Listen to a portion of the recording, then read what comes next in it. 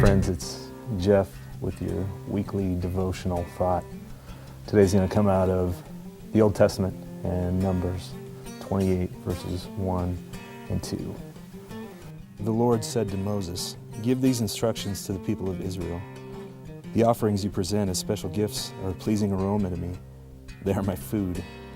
See to it that they are brought at the appointed times and offered according to my instructions."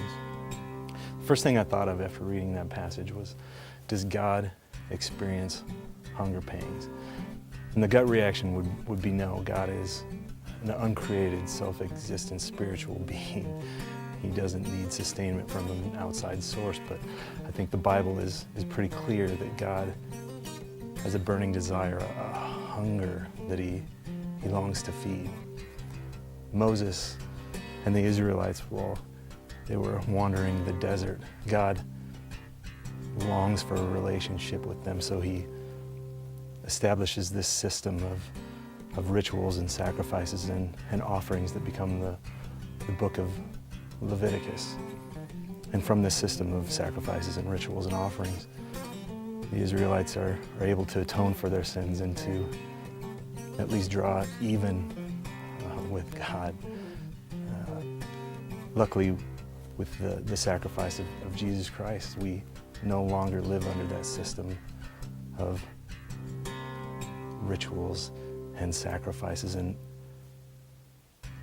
we can have that relationship with God. But I think it's clear from this passage in Numbers that God still has a hunger for our daily offerings. God hungers for our worship. He hungers for a relationship with us. He hungers for our sacrifice that comes from a broken and repentant heart. He hungers for our worship that Jesus teaches us is to be in spirit and in truth. God desires our worship. So friends, I challenge us this week and beyond to examine our lives and see if we're bringing God the food that he desires to piggyback onto Old School Sunday. Are we bringing a meal to God's potluck? And to take that even further, if you're already there, friends, I challenge us to bring our first fruits to God, to bring God the best of our worship, the best of our sacrifice. It's all too easy to, at the end of the day, give God our final 5 minutes or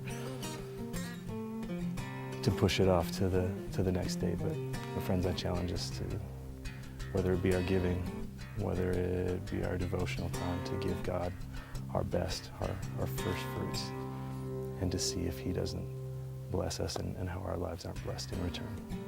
We've got some exciting things coming up in Connections.